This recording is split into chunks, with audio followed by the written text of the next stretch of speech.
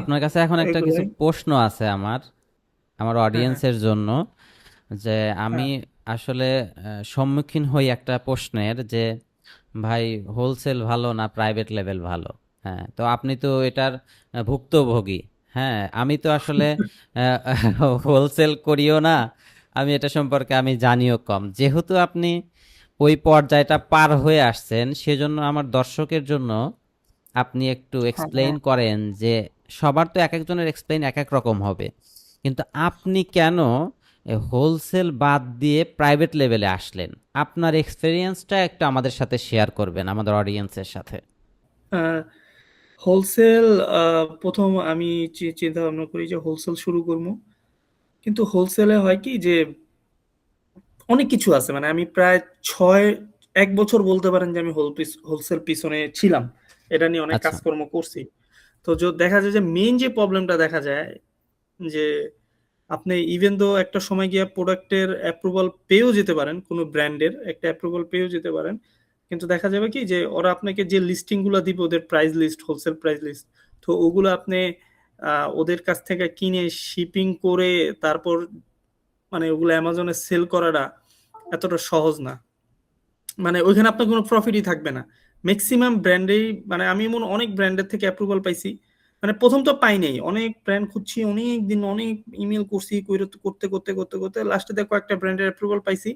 দেখা গেছে যে ওগুলার ইয়া হয় না, মানে মানে কোনো প্রফিটই থাকে না। মানে আপনার এমন একটা ব্র্যান্ড দিব বা এমন একটা ব্র্যান্ড আপনি পাবেন, সেটা হলো গিয়ে যে ওটার কোনো প্রফিটই নেই, বা মার্কেট ওটার প্রচন্ড হাই, মানে অনেক সেলার আছে ওইখানে, ওইখানে গিয়ে আপনি বেশি বেশি দিন টিকতে পারবেন না, বা আপনার সেলটা অনেক স্লো হবে, মানে ডেট ইনভেন্টরি হয়ে যাবে।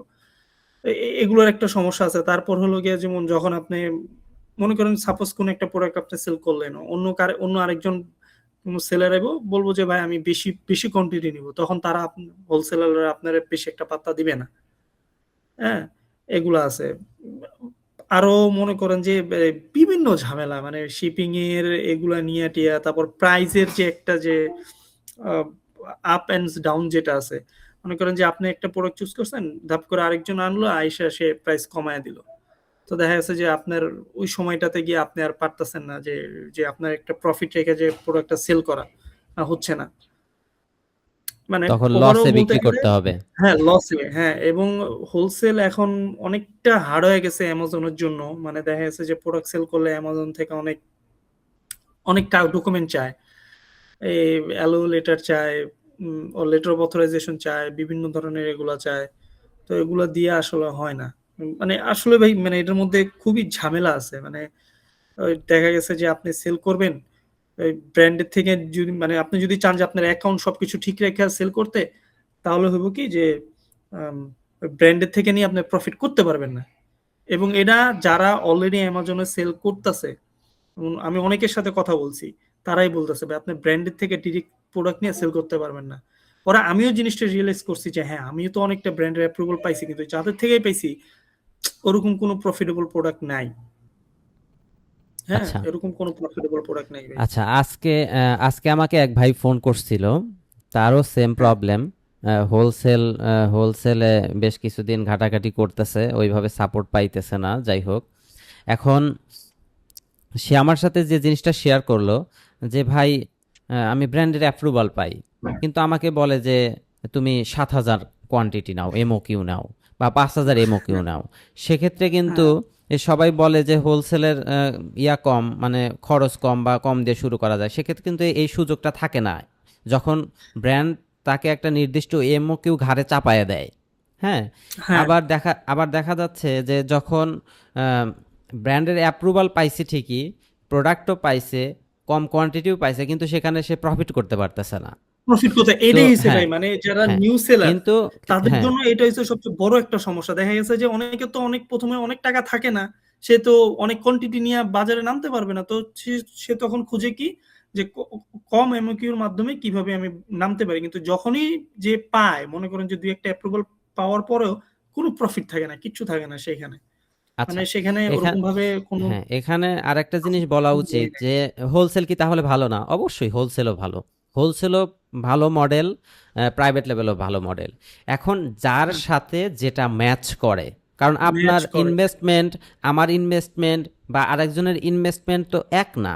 যেখানে ওই যে ভাইটা আমার সাথে শেয়ার করলো যে ভাই ওখানে 7,000 এমওকিউ অর্ডার করতে হচ্ছে, তো এখানে যার সেই ধরনের ইনভেস্টমেন্ট আছে, প্রফিটও ওখানে ভালো দেখতেছে, সে ওটা করবে, সে 7,000 নিয়ে সে হুম, ভালো করবে। অবশ্যই যারা হোলসেল অবশ্যই। করতেছে অবশ্যই তাদেরকে আমি খারাপ বলবো না, কারণ দুইটা মডেলই ভালো মডেল, দুইটা মডেলই প্রুভেন্ট মডেল। কিন্তু ওইখানে আপনার বাজেটে আপনি আটকায় যাচ্ছেন। সে ধরেন যে 15,000 ইউনিট নিয়ে সে হোলসেল করতেছে বা ব্র্যান্ডের কাছ থেকে নিল, সে কি প্রফিট করবে না? অবশ্যই প্রফিট করবে, সেও ভালো অবশ্যই করবে। করবেন। কিন্তু আপনার পার্সপেক্টিভ থেকে আপনি কি করতেছেন, আপনি কি পারবেন, আপনি কোনটা পারবেন, হোলসেল পারবেন নাকি পারবেন, প্রাইভেট লেভেল পারবেন? এটা আপনাকে আসলে ডিসিশন নিতে হবে বলে আমি মনে করি। দুইটা মডেল, হ্যাঁ, কোনো মডেলকেই আমি খারাপ মনে করি না। এটা ভাই মানে পার্সন টু পার্সন ভ্যারি করে, এবং এটা আর কি ডিমান্ডেবল, মানে মানে কে মানে কার কতটুকু ইনভেস্ট আছে সেটার উপর ডিপেন্ড হুম। করে আর কি, যে হ্যাঁ আমি হ্যাঁ এটা ডিপেন্ড করতে করে। পারবো। এখানে আমার আমার আমার পরিচিত এক মামা, সে গত বছর $2 মিলিয়ন ক্রস করছে, হোলসেল করছে। সে হোলসেল করে, তার হুম, টাকা পয়সার অভাব নাই, সে আমেরিকাতে থাকে, সে হোলসেল করতেছে, আলহামদুলিল্লাহ সে অনেক ভালো আছে। এই যে সে ভালো করতেছে, তার ইনভেস্টমেন্টে হ্যাঁ, প্রবলেম নাই, তার কোনো কিছুতে প্রবলেম নাই, সে একটা ভালো ব্র্যান্ড পেয়ে গেছে, আনফর্চুনেটলি হোক বা ফর্চুনেটলি হোক, সে ব্র্যান্ড পেয়ে গেছে, সে সে ভালো করতেছে। তো এরকম ভাবেই আসলে হয়। আবার প্রাইভেট লেভেলে আসলেই যে একজন একদম রাতারাতি ফেলে ফুফে একদম বড়লোক হয়ে যাবে, বিষয়টা কিন্তু তাও না। এখানে তাকে হার্ড ওয়ার্ক করতে হবে, পরিশ্রম করতে হবে, সময় দিতে হবে, তারপরে একটা রেজাল্ট আসবে। আমি আসলে ফেয়ার কথা বলতে পছন্দ করি। একদম আমি প্রাইভেট লেভেলকে আহামরি ভালো বলতেছি না, আমি ওই হোলসেলকেও ভালো বলতেছি না। দুইটার মধ্যেই পার্থক্য যেমন আছে, কাজের ক্যাটাগরিও আছে, ইনভেস্টমেন্টের ব্যাপার আছে, সব কিছু বিবেচনা করে আসলে এটা ভালো মন্দ বিচার করা হয়, আমি যেটা মনে করি ভাই। অবশ্যই। মানে প্রাইভেট লেভেলটা আমি যেটা আরেকটু বুঝলাম মানে আসার পরে, যে এটাও আর কি ডিপেন্ড করে যে আপনার রিসার্চ অনুযায়ী যে কোন প্রোডাক্টটা আসবে সেটার হুম। উপর ডিপেন্ড করে যে আপনি এখানে কত টাকা ইনভেস্ট হবে। আম হ্যাঁ, হ্যাঁ। মানে সম্পূর্ণই এটা যায় যে প্রোডাক্টের উপর, রিসার্চ প্রোডাক্ট হান্টিং এর উপর আপনি কিভাবে প্রোডাক্টটা হান্টিং করতেছেন। দেখা যাচ্ছে যে অনেক প্রোডাক্টের সোর্সিং প্রাইস অনেক টাকা। আবার অনেক প্রোডাক্টের আছে সোর্সিং প্রাইস মাত্র $2, $3, $1, $1.50 এরকম আরকি। তো তখন আরকি ইনভেস্ট আবার একটু কমে যায়। আবার কোন সময় এরকম, এটা সম্পূর্ণ প্রোডাক্টের উপর ডিপেন্ড করে। মানে এটা আমি আরকি যতটুকু দেখছি। হ্যাঁ, আপনি যে আপনার মনে রিসার্চ করেন এর যে উপর চার পাঁচ প্রোডাক্টটা ডলারের একটা কতটুকু। প্রোডাক্ট নিলেন, আপনার ওই ওই নিশে ধরেন যে সবাই নতুন সেল পাইতেছে, সবাই ভালো, এটার জন্য আপনার জন্য একটা ভালো থাকবে, অপরচুনিটি থাকবে। তো এই অবশ্যই। অপরচুনিটি গ্যাপগুলা আমরা খুঁজে বের করার চেষ্টা করব এবং ওই গ্যাপগুলাতে আমরা উইন করার চেষ্টা করব আর কি। যেটা প্রাইভেট লেভেল অবশ্যই। যদি আপনি করেন, তাহলে এটার সুযোগ আছে যে আপনার নিজের ব্র্যান্ড, আপনি নিজের মতো করে আপনি প্রোডাক্ট লঞ্চ করতেছেন, নিজের এফোর্ট দিয়ে নিজে একটা কিছু করার চেষ্টা করতেছেন, এবং অবশ্যই সেটা আমরা প্রফিট রেখেই করার চেষ্টা করব ইনশাল্লাহ। হ্যাঁ, অবশ্যই ইনশাআল্লাহ। ঠিক আছে ভাই, আপনার এক্সপিরিয়েন্স শেয়ার করার জন্য আপনাকে ধন্যবাদ। কারণ অনেকেই জানতে চায় আসলে সে কি করবে, হোলসেল করবে নাকি প্রাইভেট লেভেল করবে, এইটার দ্বিধাদ্বন্দ্বে পড়ে যায়। আসলে চেষ্টা করতেছি আমি যে এই দ্বিধাদ্বন্দ্বটা দূর করার জন্য। আমি হাইলাইট করতেছি না প্রাইভেট লেভেল, এটা হাইলাইট করতেছি না। এটা যে মানে অ্যামাজনে ব্যবসা করতে চায় সে নিজেই আসলে তার ডিসিশন নেওয়া উচিত যে সে হ্যাঁ, প্রাইভেট লেভেল করবে নাকি হোলসেল করবে।